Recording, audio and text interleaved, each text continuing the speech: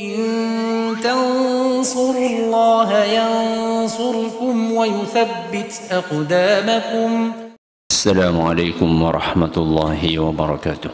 إن الحمد لله نحمده ونستعينه ونستغفره ونعوذ بالله من شرور أنفسنا ومن سيئات أعمالنا. من يهده الله فلا مضل له ومن يضلل فلا هادي له. وأشهد أن لا إله إلا الله وحده لا شريك له وأشهد أن محمدا عبده ورسوله. أما بعد، فإن أصدق الحديث كتاب الله وخير الهدى هدى محمد صلى الله عليه وعلى آله وصحبه وسلم، وشر الأمور محدثاتها وكل بدعة ضلالة.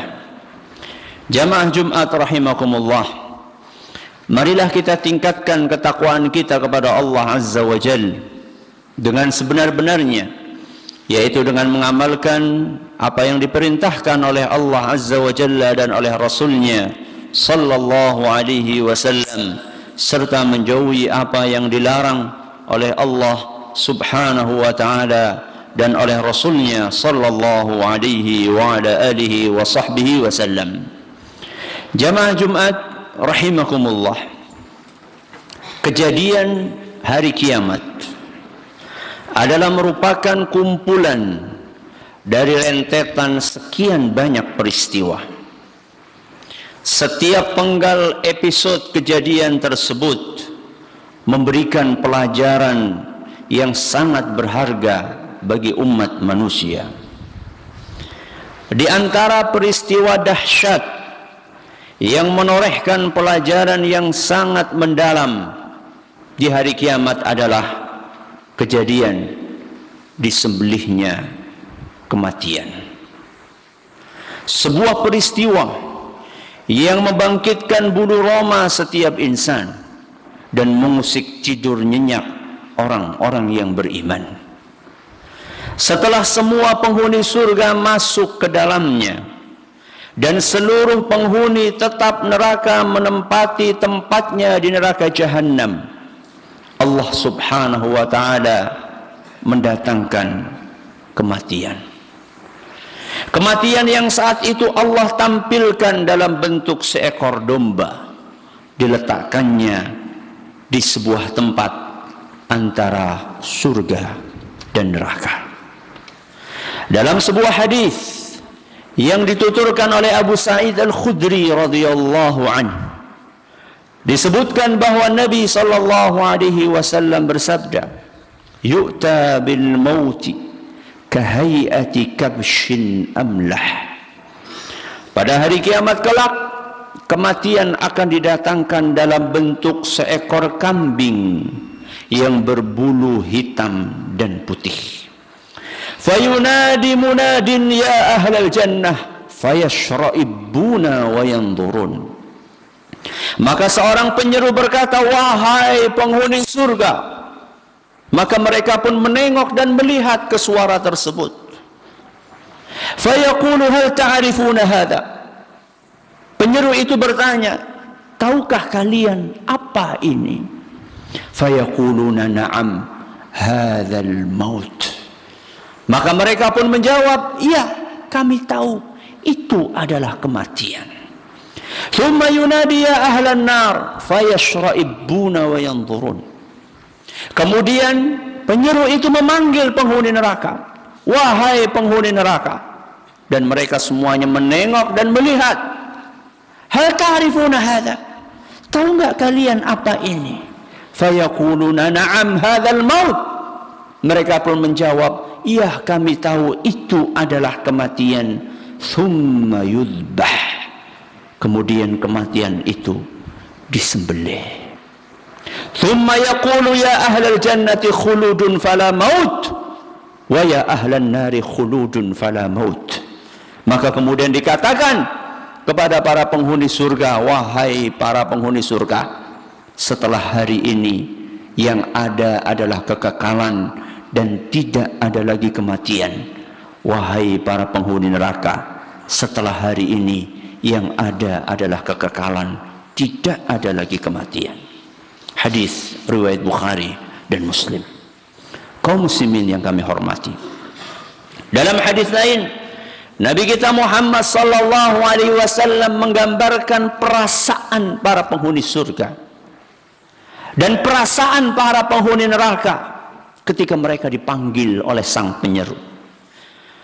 Juga diterangkan nantinya bagaimana perasaan mereka setelah disembelih kematian tersebut. Fayuqalu ya ahlal jannah, ketika para penghuni surga dipanggil, fayattali'una khaifina wajilina an yukhraju. Perasaan yang muncul di dalam hati para penghuni surga adalah perasaan cemas. Mereka pikir jangan-jangan kami akan dikeluarkan dari surga. Kami sudah menikmati begitu banyak kenikmatan yang ada di dalamnya. Sebaliknya, apa perasaan ahli neraka? Ya ahlan nar, ketika mereka dipanggil, fayattali'una farihina mustabshirina an yakhruju min makanihim alladhi hum fih. Adapun perasaan penghuni neraka ketika dipanggil, yang muncul di dalam hati mereka adalah perasaan gembira, harapan. Jangan-jangan mereka akan dikeluarkan dari neraka karena mereka sudah tidak kuat merasakan siksaan yang ada di dalamnya. Hadis riwayat Ahmad dan dinilai sahih oleh Imam Al-Hakim, Ibn Hibban dan Al-Albani.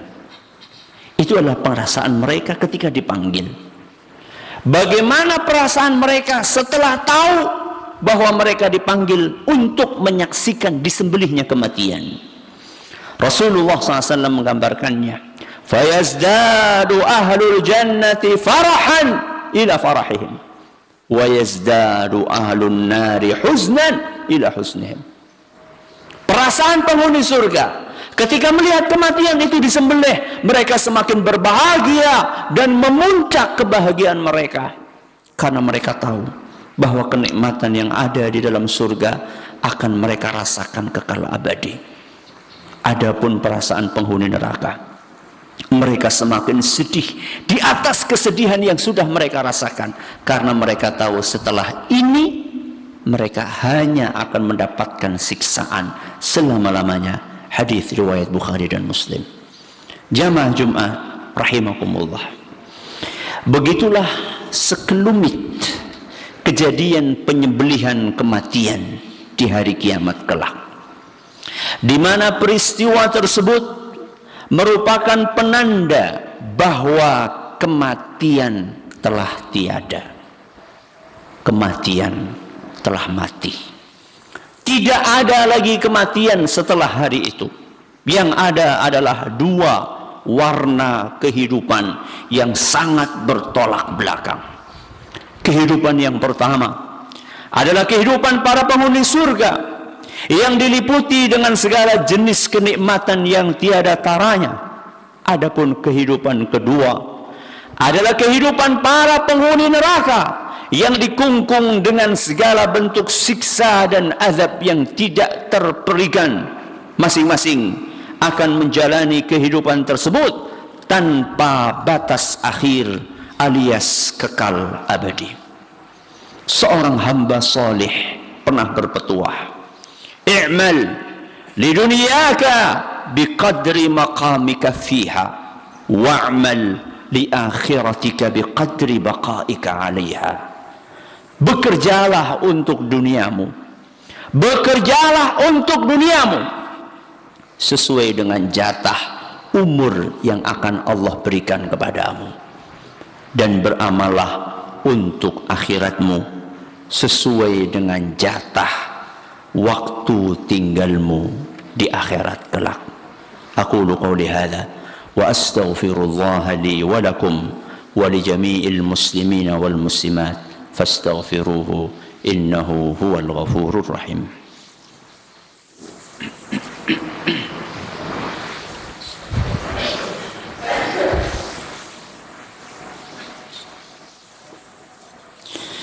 Alhamdulillahi wahdahu wassalatu wassalamu ala man la nabiyya ba'dah wa ala alihi wa sahbihi wa man ittaba hudah ila yaumil qiyamah, amma ba'd.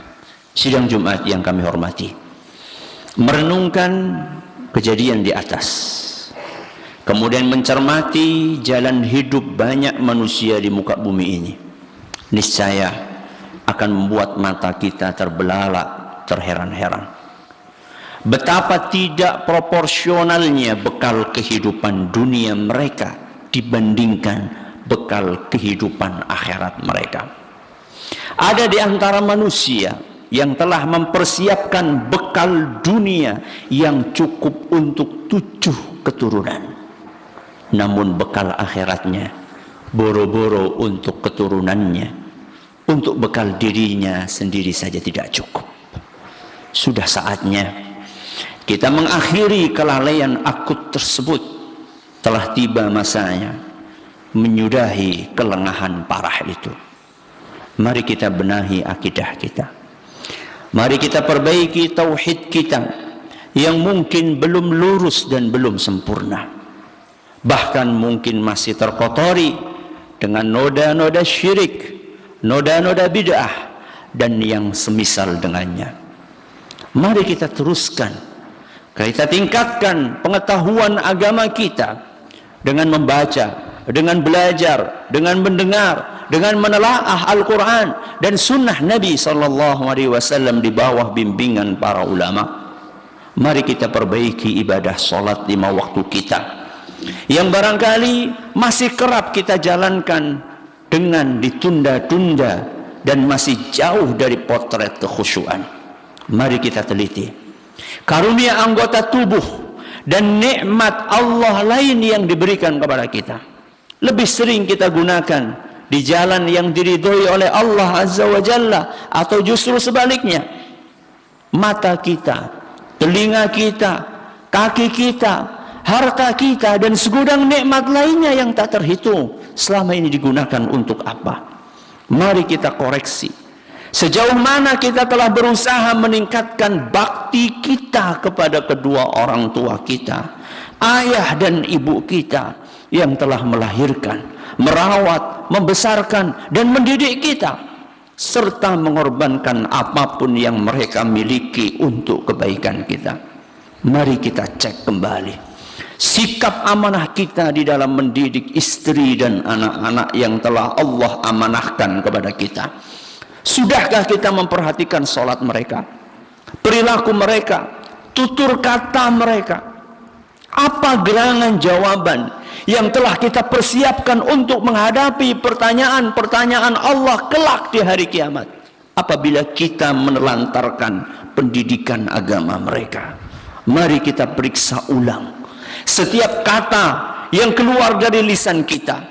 Apakah hanya sekedar menukil berita yang tak jelas juntrungnya, yang berisikan fitnah kepada kaum mukminin, ataukah setiap kalimat tersebut telah kita persiapkan pertanggungjawabannya kelak di hari kiamat? Mari kita tinjau kembali mata pencaharian yang kita lakoni selama ini. Apakah termasuk jenis pekerjaan yang dihalalkan oleh Allah Azza wa Jalla? Kalaupun iya, apakah sudah kita bersihkan dari praktek-praktek yang bisa menodai kehalalannya? Seluruh pertanyaan itu merupakan sekelumit usaha kita untuk menghindari penyesalan yang tiada guna kelak di hari akhir, yang Allah sitir sebagiannya dalam firman-Nya, ya hasrata ala ma farrattu fi jambillah wa in kuntu laminas sakhirin.